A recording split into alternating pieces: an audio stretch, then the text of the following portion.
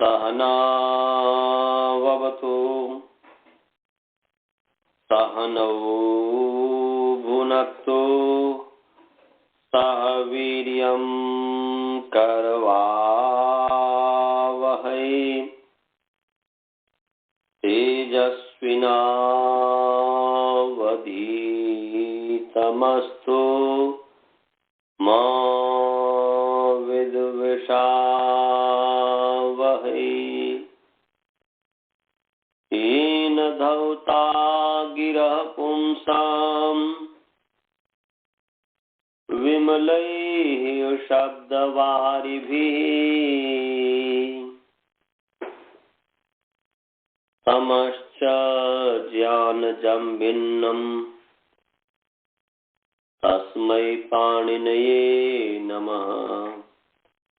वाक्यकारं वरुरुचिं भाष्यकारं पतञ्जलिं पाणिनिसूत्रकारं च प्रणतोऽस्मि मुनित्रयम्। ॐ शान्तिः शान्तिः शान्तिः। सभी को सादर नमस्ते। आइए आप सभी का जो है प्रथमावृत्ति पाठ में स्वागत है। और हमारा जो प्रसंग चल रहा है वो चल रहा है कि स्थानीय बदादेश नल्पित हो। इसमें से हमने जो है आदेश स्थानीय भवती नौतु स्थानीय लाश्रय विधो मैंने अलाश्रय विधो आदेश स्थानीय वत्न भवती। अलाश्रय विधि में आदेश स्थानीय वत नहीं होता है। उसमें जो आदेश है वह 8 प्रकार के हैं। धात्वादेश, अंगादेश, कृदादेश, तद्धितादेश, अव्ययादेश, शुभादेश, तिंगादेश, पदादेश। उसमें से हमने जो है आपको धात्वादेश भविता भवितुम भवितव्यम वक्ता वक्तुम वक्तव्यम ये बता दिया।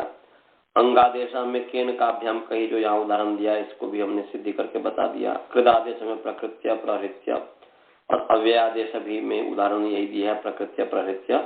और तद्धितादेश में दधनी संस्कृतम दाधिकम अद्यतनम। और शुभादेश में पुरुषाय वृक्षाय और तिंगादेश में अकुरुताम अकुरुतम। तो हमने अकुरुताम की सिद्धि कर दी थी, अकुरुताम की सिद्धि कर दी थी। तो और अकुरुतम भी वैसे ही हो जाएगा, माने अकुरुतम भी वैसे हो जाएगा। अकुरुताम जो है प्रथम पुरुष द्विवचन है। अकरोत अकुरुताम अकुर्वन अकरो अकुरुतम। तो सिप थस, थस को तम हो जाएगा, बस इतने ही है और कुछ भी नहीं है इसमें। अकुरुताम की तरह ही सिद्धि होगी, इसमें कुछ भी बदलाव नहीं है। केवल बस वहां पर जो है तस था, तस को तस जो है उसको ताम हुआ था, यहाँ पर जो है थस कर दीजिएगा और थस को तम कर दीजिएगा और अकुरुतम बन जाएगा और कुछ भी अंतर नहीं है। बस अत सार्वधातुक से जो सार्वधातुक परे रहते आकार को जो उकार आदेश प्राप्त हुआ है तो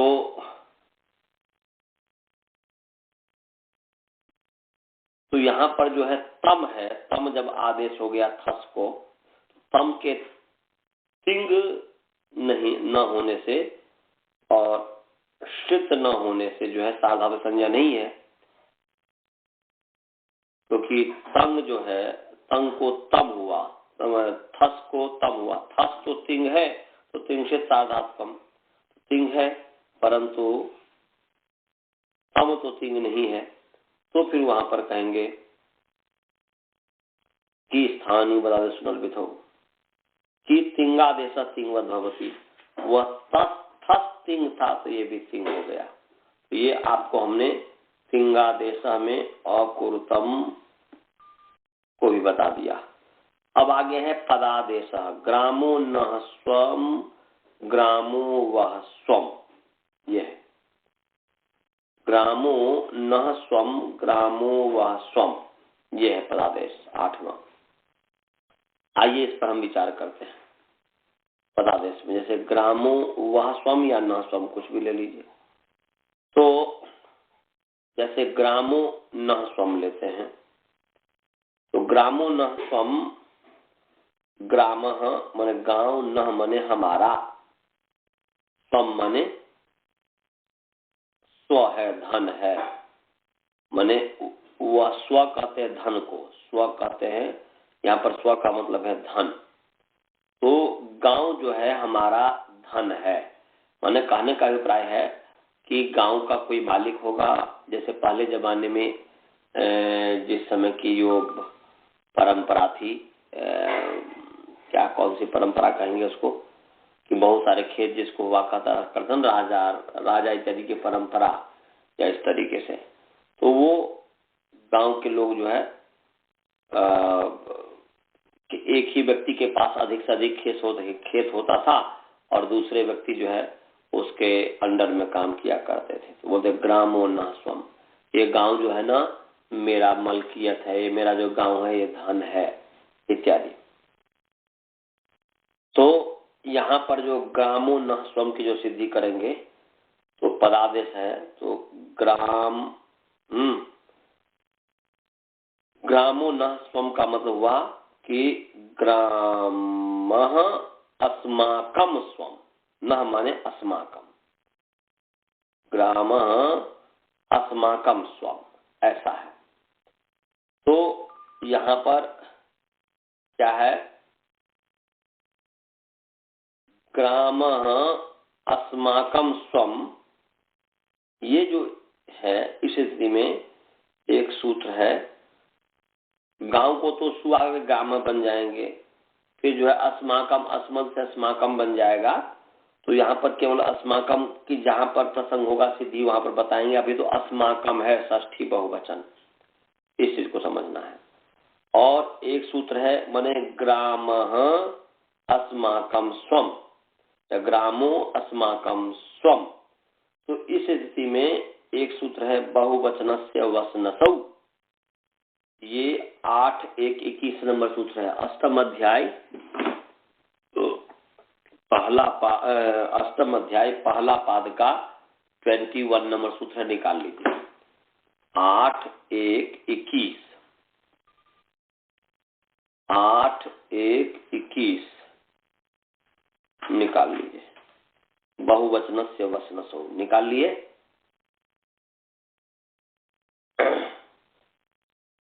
आप लोग निकाल लिए। हाँ, बहुवचनस्य वसनसौ। तो देखो बहुवचनस्य अकारांत नपुंसक लिंग बहुवचन शब्द षष्ठी विभक्ति एक वचन। वसनसौ सकारांत पुंलिंग वसनस शब्द प्रथमा विभक्ति द्विवचन। पदच्छेद समझ में आ गया श्रवण जी? अब जो है यहाँ पर जो है वस नसों में समास है। वस च नस च, वस कीजिएगा दंती स, ताला पेशाब नहीं कीजिएगा। प्रथम वृत्ति में संधि कर दिया, संधि करने से शंका होगी कि वह है कि वस है, इसलिए शंका न हो किसी भी तरीके का, तो जैसा है उसी तरह समास कीजिए। वस च नस च इति वस नसौ इतरेतर योग द्वंद्व। समझ गया सभी जी? वसुधा जी समझ में आ गया?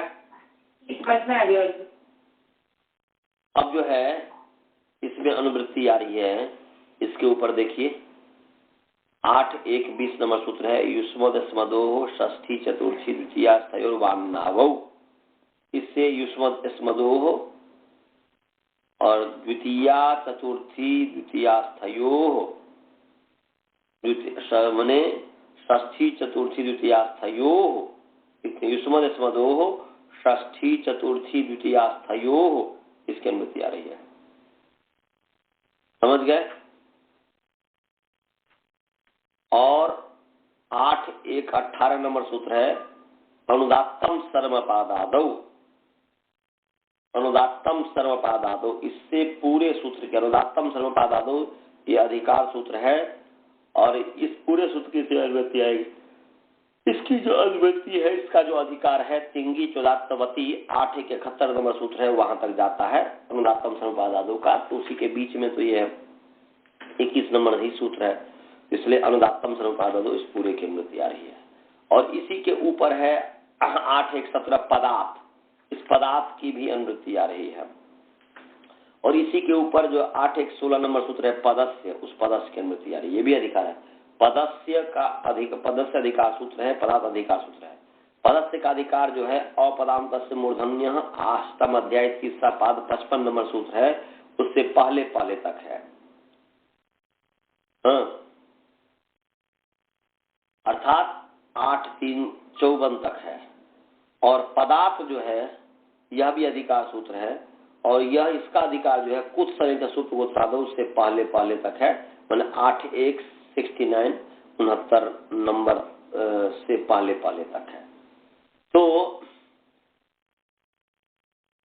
ये 8-1-69 है और पदस्य का अधिकार जो है 8-3-55 से पहले पहले मैंने 8-3-54 तक है। तो यहाँ पर पदस्य पदार्थ अनुदात्तम सर्वपादादौ ये तीनों अधिकार सूत्र की अनुवृत्ति आ रही है। और युष्मद् यस्मदो षष्ठी चतुर्थी द्वितीयास्थयोः इसकी अनुवृत्ति आ रही है। तो युष्मद् यस्मदो षष्ठी चतुर्थी द्वितीयास्थयोः, इसका मतलब समझ लीजिए, इसका समास समझ लीजिए, तब समझ में आ जाएगा। यहाँ पर युष्मद् यस्मदो में समास है, युष्मद् च अस्मद् च इति युष्मद् यस्मदौ तयो युष्मद् यस्मदोः, इतने तरह हो गया। फिर युष्मद् च अस्मद् च इति युष्मद् यस्मदौ तयो युष्मद् यस्मदोः, इतने तरह हो गया। और षष्ठी चतुर्थी द्वितीयास्थयोः, षष्ठी च चतुर्थी च द्वितीया च इति षष्ठी चतुर्थी द्वितीयाः। फिर मैं बोल रहा हूँ षष्ठी च चतुर्थी च द्वितीया च इति षष्ठी चतुर्थी द्वितीयाः, ये इतने तरह द्वंद्व हो गया। और षष्ठी चतुर्थी द्वितीयासु, ऐसा षष्ठी जैसे रमासु आकारांत से, षष्ठी चतुर्थी द्वितीयासु, हाँ, तो द्वितीयासु तिष्ठतः, तिष्ठति तिष्ठतः, षष्ठी चतुर्थी द्वितीयासु तिष्ठतः इति षष्ठी चतुर्थी द्वितीयास्थौ तयोः षष्ठी चतुर्थी द्वितीयास्थयोः, ये हो गया। तो षष्ठी चतुर्थी षष्ठी च चतुर्थी च द्वितीया जते षष्ठी चतुर्थी द्वितीयाः इतने तरह द्वंद्व। और षष्ठी चतुर्थी द्वितीयासु तिष्ठतः, द्वितीयास्थयोः है, इसलिए षष्ठी तिष्ठति तिष्ठतः तिष्ठन्ति तिष्ठतः प्रथम विभक्ति द्विवचन। तो षष्ठी चतुर्द्वितीयास्थयोः तिष्ठतः अर्थात यौ तिष्ठतः तौ षष्ठी चतुर्थी द्वितीयास्थयोः, तयोः षष्ठी चतुर्थी द्वितीयास्थयोः, माने षष्ठी चतुर्थी और द्वितीया विभक्ति में जो स्थित है, षष्ठी चतुर्थी द्वितीया विभक्ति में जो स्थित है उसको षष्ठी चतुर्थी द्वितीयास्थ कहेंगे। और उस षष्ठी चतुर्थी द्वितीया में स्थित में, षष्ठी चतुर्थी द्वितीया स्थित में माने षष्ठी चतुर्थी द्वितीयास्थ द्वितीया में स्थित के, ऐसा के स्थान पर, ऐसा। तो षष्ठी चतुर्थी और द्वितीया में क्या है जी? षष्ठी में हो गया युष्मद् यस्मद् का षष्ठी, क्या हो गया? युष्मद् यस्मद् का षष्ठी हो गया, युष्मद् का षष्ठी हो गया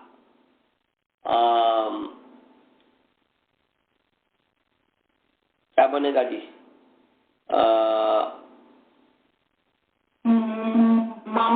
मम, बहुत सुंदर, मम आवयो अस्माकम। और युष्मद् का बनेगा तव युवयो युष्माकम, ये। तो षष्ठी हो गया। चतुर्थी क्या है जी? मह्यम, मह्यम आवाभ्याम अस्मभ्यम, और द्वितीया क्या हो गया? माम,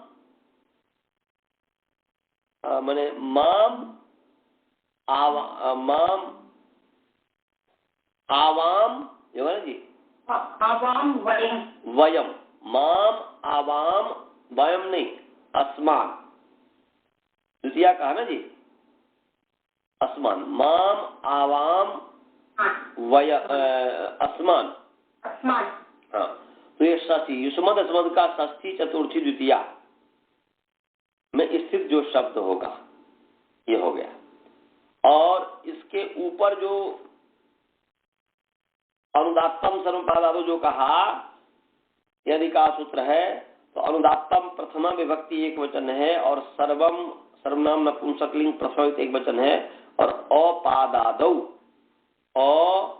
अपादादौ, तो अपादादौ बोल रहे हैं कि पाद के पादस्य आदि इति पादादि, पाद का जो आदि है अवयव वो पाद आदि हुआ। पाद छंद में जो पाद होता है, गायत्री त्रिष्टुप इत्यादि जो छंद होते हैं ना जी, या लौकिक जो छंद होते हैं उनमें जो 8 अक्षर का, कोई 16 अक्षर का इत्यादि इत्यादि जो भी है, तो पाद का जो आदि है वो पाद आदि है, और न पादादि है अपादादि है। जो पाद का आदि अवयव नहीं वो पाद अपादादि है, नहीं तत्पुरुष समास है। पादस्य आदि पादादि ही षष्ठी तत्पुरुष समास हो गया, न पादादि है अपादादि, मैंने षष्ठी तत्पुरुष समास गर्भ नहीं तत्पुरुष समास हो गया। तो ये भी अधिकार सूत्र है कि इसका मतलब कि इससे आगे जो कुछ भी कहे जाएंगे वह अपादादि में वर्तमान जो भी शब्द होगा सब अनुदात्त हो जाएगा। ये हो गया इसका मतलब, इससे आगे जो कुछ भी कहे जाएंगे वो पाद के आदि में यदि न हो तो सारा का सारा अनुदात्त हो जाएगा।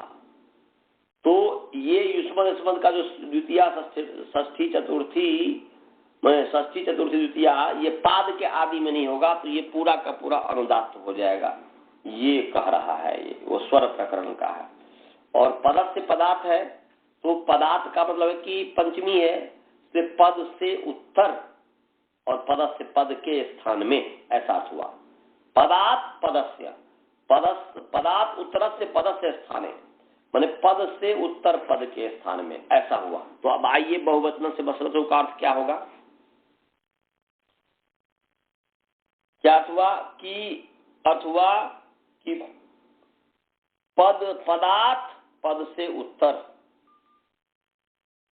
अब बहुवचन से है और युष्मद स्मदो है, षष्ठी चतुर्थी द्वितीया है, द्वितीय स्थयो है, तो क्या है पद से उत्तर बहुवचन। तो बहुवचन क्या हुआ जी, प्रत्यय ग्रहणम, तो बहुवचनांत षष्ठी चतुर्थी द्वितीयास्थ, तो पद से उत्तर बहुवचनांत षष्ठी चतुर्थी द्वितीय, तो षष्ठी हो गया अस्माकम, युष्मद का हो गया युष्माकम, अस्मद का हो गया अस्माकम, चतुर्थी हो गया अस्मभ्यम, अस्मद का, और युष्मद का युष्मभ्यम, और द्वितीय हो गया अस्मान और हो गया युष्मान।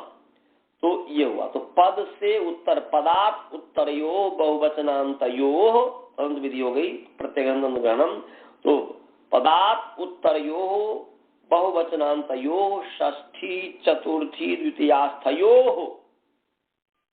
द्वितीयास्थयो युष्मद स्मदो पदयो, क्योंकि पद है, पद के पदस्य का अधिकार डाले इसलिए पदयो, युष्मद स्मदो पदयो यथा संख्यम वसनसौ भवतः, और सर्वम च अपादादो वर्तमानयो, ये भी माने अपादादि में वर्तमान होना चाहिए वो युष्मद स्मद, तो अपादादो वर्तमानयो,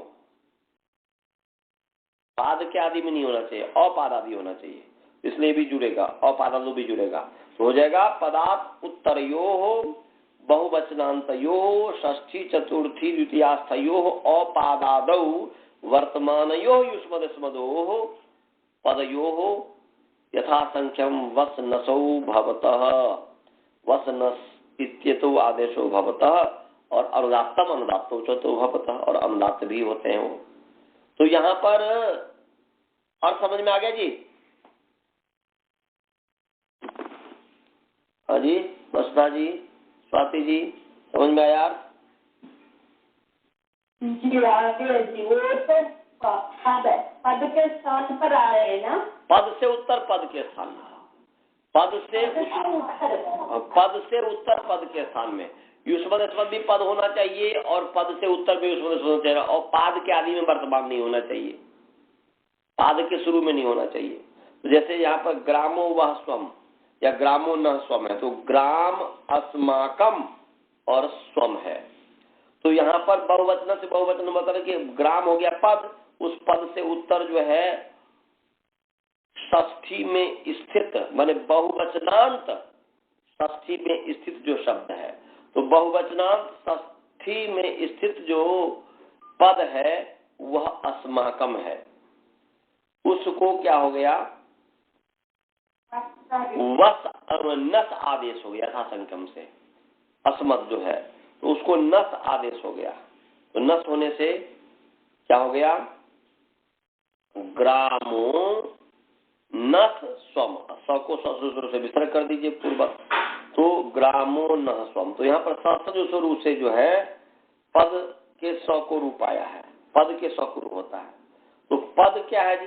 युष्माकम तो पद था, युष्माकम तो सुबंध था, सुप्तिंगंतम पदम सुबंध की पद है, तो युष्माकम तो सुबंध था, परंतु युष्माकम के स्थान पर अस्माकम तो पद था, उस अस्माकम के स्थान पर जो नस हुआ वो पद कैसे हुआ? तो स्थानीय बदादेश, तो पदादेश पद होते, पद के स्थान में जो आदेश होता है वह पद के समान ही होता है, इसलिए नस भी पद हो गया। पद होने से स्वरूप सकारांत पद सदुष के रू आदेश होता है, सदुषांत के स्थान पर रू होता है, रू होने से अनुबंध लोग करके स्वरूप मैंने खरा बसा से विसर्ग हो गया तो न होगा। तो ग्रामो न स्वम और युष्माकम से वही बहुवचन जो है युष्माकम को वश हो जाएगा और सब को विसर्ग हो, ग्रामो वह स्वम हो गया। गांव तुम दोनों के लिए या तुम दोनों का गांव है इत्यादि इत्यादि हो जाएगा। समझे? समझे। हाँ, इसमें कोई विशेष नहीं है। तो ये आपका मने स्थानीय पदादेश अनुविधि में जो 8 आदेश है धातु से लेकर के पदादेश तक, ये हमने आपको बता दिया। अब उसमें अल विधि पार्ट है, अल विधि को समझना जरूरी है। और अल विधि गुरुकुल वाले को समझ में आया जी? बालबोध जी, श्रवण जी, मनीष जी, आप लोगों को समझ में आया कुछ? अजय आया? तो चलो आगे आगे है। अब अल विधि पार्ट को जो है ये करना है। तो अल विधि में हमने क्या बताया था? प्रायः सभी समास होते हैं, प्रायः माने अला विधि अल विधि, अला द्वारा विधि अल विधि, अलाह परस से विधि अल विधि पंचमी तत्पुरुष समास, और अलाह स्थानीय विधि अल विधि ये षष्ठी तत्पुरुष समास, और अली परता पूर्व से विधि अल विधि सप्तमी तत्पुरुष समास। माने अल विधि में 4 समास है। अला विधि अल विधि तृतीया तत्पुरुष समास, अलाह परस से विधि अल विधि पंचमी तत्पुरुष समास, और अलाह स्थानीय विधि अल विधि षष्ठी तत्पुरुष समास, और अली परता पूर्व से विधि अल विधि सप्तमी तत्पुरुष समास। समास अल विधि में समझ गए सभी जी? पहले भी बताया हूं, फिर मैं रिपीट कर दिया कि आपको याद हो जाए, पक्का हो जाए। गुरुकुल वाले को अल विधि का समझ में आया? अल विधि का समास समझ में आया? तृतीया पंचमी षष्ठी सप्तमी 4 समास है।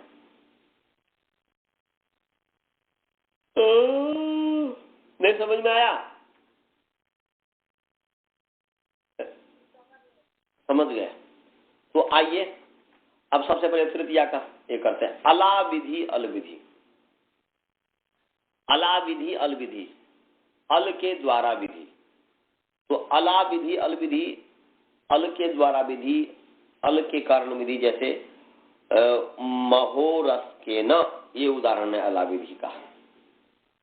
महोरस के न और व्यूढ़ो रस के न, ये उदाहरण है।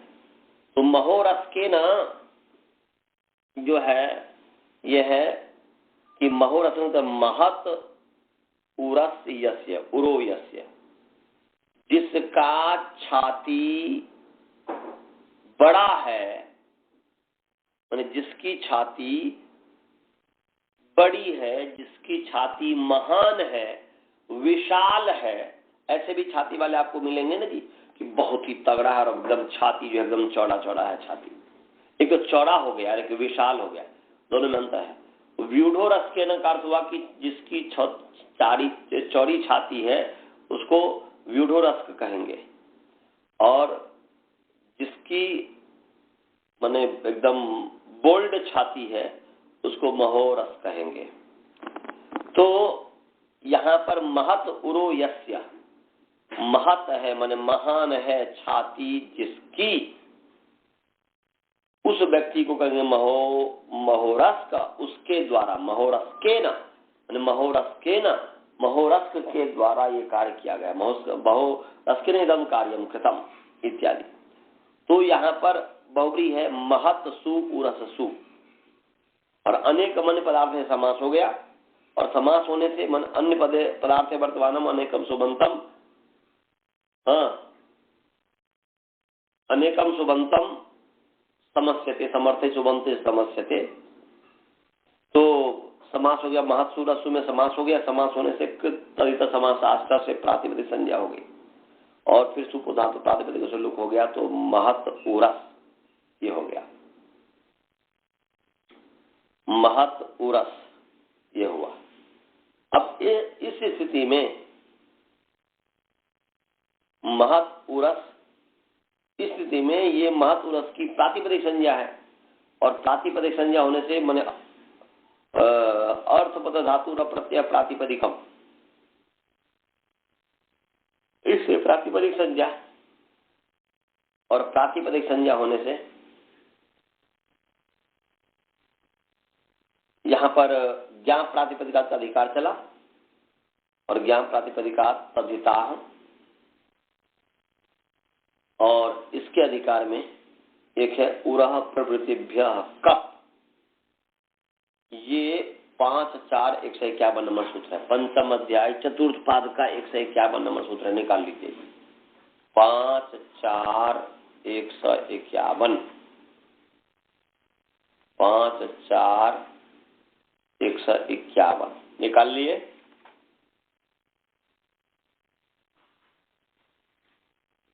पांच चार लास्ट से लास्ट लगभग है, निष्ठ अनिष्ठ से कुछ ऊपर है, निकाल लीजिए। उरह प्रवृत्तिभ्य कप निकाल लिए। 5, 4, 151, 5, 4, 151। तो उरह प्रवृत्तिभ्य कप, तो उरह प्रवृत्तिभ्य इकारांत पुंलिंग उरह प्रभृति शब्द पंचमी विभक्ति बहुवचन है। अजी मिल गया। तो उरह प्रभृतिभ्य इकारांत पुंलिंग उरह प्रभृति शब्द पंचमी विभक्ति बहुवचन हो गया, और कप जो है पकारांत पुंलिंग कप शब्द प्रथमा व्यक्ति एक वचन है। तो कप देखिए, मैंने हालांकि अलग अर्थ है, यहाँ पर तो अलग कप प्रत्यय है, पर जैसे कप CUP कप कप माने प्याला, तो शब्द वही है, बस अर्थ में भेद हो जाता है, यहाँ पर प्रत्यय है।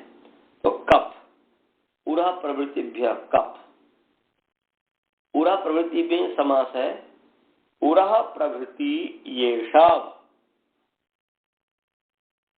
उरह प्रभृति येषाम ते उरह प्रभृतयः तेभ्य उरह प्रभृतिभ्य। बोल रहे उरस इत्यादि,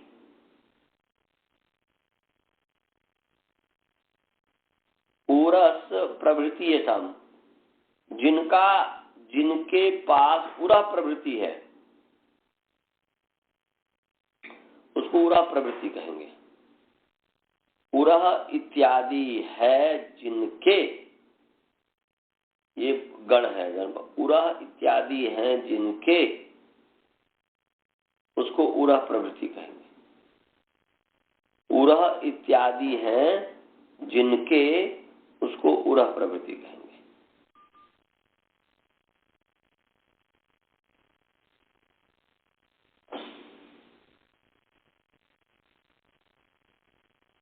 अब बहुव्रीहि समास है, उरः प्रभृतयः, उरः प्रभृति येषां ते उरः प्रभृतयः तेभ्य उरः प्रभृतिभ्य, बहुव्रीहि समास होगा। इसमें अनुवृत्ति आ रही है बहुव्रीहि होगा और समासांता कभी अनुमति आ रही है। अच्छा जी, इतने ही आज रहने दीजिए, थक गया हूं क्योंकि 8 बजे से पढ़ा रहा हूं तो थकावट जैसे लग रही है, तो आज इतने ही पाठ रहने दीजिए। हाँ, थका थका महसूस हो रहा है क्योंकि जो है ना मंगलवार का सत्संग होता है ना, तो जो है थक जाता हूं, इतना बोलना पड़ता है। मैं यहीं पर पाठ विराम करता हूं। यदि आप लोग कोई प्रश्न हो तो पूछिए। कोई प्रश्न है? नहीं, आप तो नहीं। अभी तक जो समझाया वो समझ में आ गया? जी, समझ में आ गया। चलिए मंत्र पाठ। ओम पूर्णमदः पूर्णमिदं पूर्णात् पूर्णमुदच्यते पूर्णस्य पूर्णमादाय पूर्णमेवावशिष्यते। ओम शांति शांति शांति। चलिए सभी को सादर नमस्ते। नमस्ते नमस्ते नमस्ते नमस्ते।